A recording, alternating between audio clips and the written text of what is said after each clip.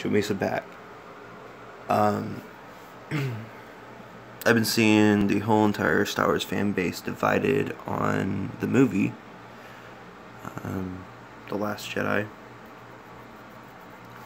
And I want to put just 2 cents in.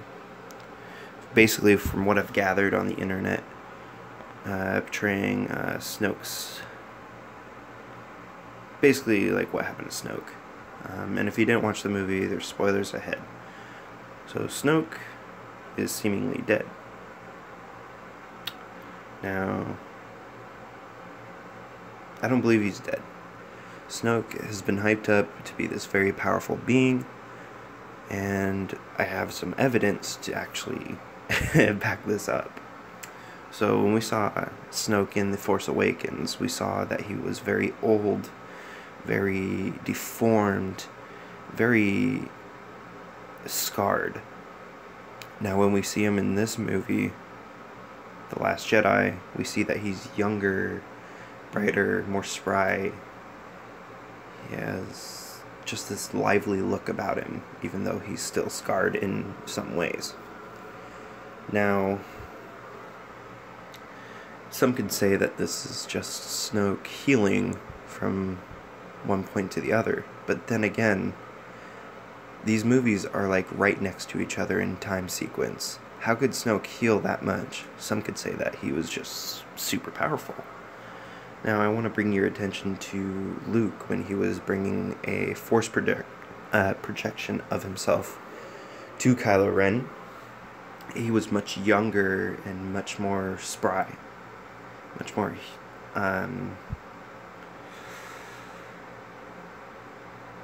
evidence showing that his hair was darker, basically, and that he just looked younger in general.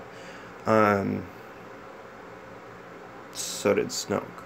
So could it be that Snoke's image he was casting, or could it be that Snoke was a projection himself given by Snoke? And Snoke is very powerful, mind you. So Snoke could manipulate his projection to project whatever the hell he wants. I mean, force projection is a new power that we do not understand yet.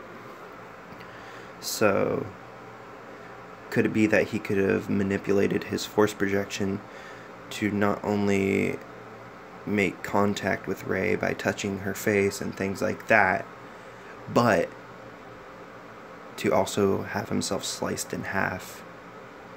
Now, I know a lot of people are like, that's bullshit, he's dead. But that is far from true. Like, there's so many people out there that are saying, well, Luke, the lightsaber went right through him. It went right through him. Well, if you look at what happened to Snoke, it's just... take, for instance, what happened to Luke. Yeah, the lightsaber went right through him, but that was because Luke let the lightsaber go right through him.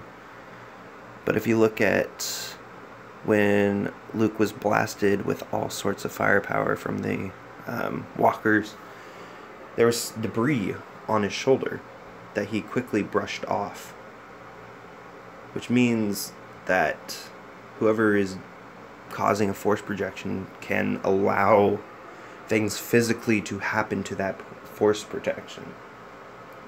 So that means that Snoke, in order to get Kylo Ren to fully embrace the dark side, allowed Kylo Ren to slice him in half, at least slice his force projection in half.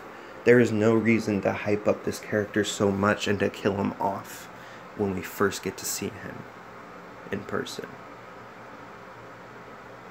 It just makes no sense. It makes better sense to make this character all-powerful and to keep him alive. At least for the last movie.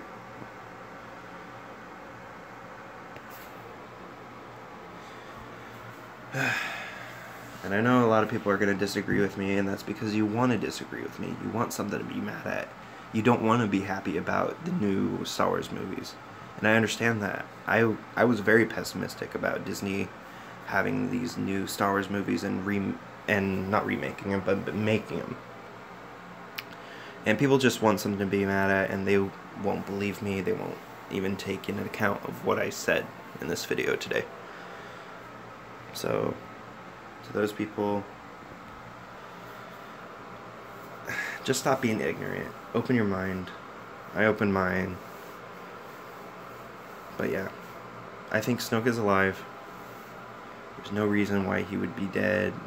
And there's tons of evidence pointing that he is alive. I know we saw him get cut in half, but Luke can interact with the outside world. A lot of people say that evidence showing that he kissed that Luke kissed his sister on the head and touched her face. I don't think that's enough evidence. I think the evidence of debris being on his shoulder, debris resting on his shoulder, and him brushing off the debris with his hand is perfect evidence to show that a force projection can interact with the outside world, with the real world, at that present moment. So if you look at that and you point at Snoke getting sliced in half by Kylo, or not even Kylo's blade, that was the Skywalker blade, and being sliced in half by that, then it seems perfectly reasonable why that would happen.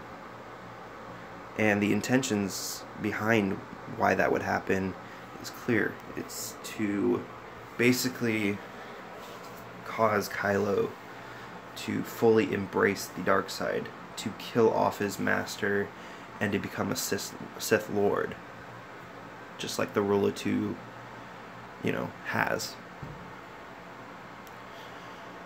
So that would automatically make Kylo want to have Rey as an apprentice, hence the Sith Rule of Two. So now Kylo is going to be focused on trying to have Rey be his apprentice, so that Rey can be, driven towards the dark side. So this all seems to be like a huge plan to get Rey to go to the dark side along with Kylo, and this plan is, created by Snoke, because Snoke, he's seen the rise and fall of the Empire, and if you look at images of the Prime Jedi, the Prime Jedi looks exactly like Snoke does. Almost exactly. I know it's a piece of art and it doesn't quite depict his face, it's not a picture, but if you look at the head and you look at the body, it looks exactly like Snoke. And if you don't know what I'm talking about, look up the Prime Jedi and it should show you images from The Last Jedi. So, yeah. Anyways, that was just what I wanted to say and what I wanted to put out there. I know I had a hard time, depicting what I was saying. This is a live video, so I didn't really give myself time to prepare for it. So, yeah.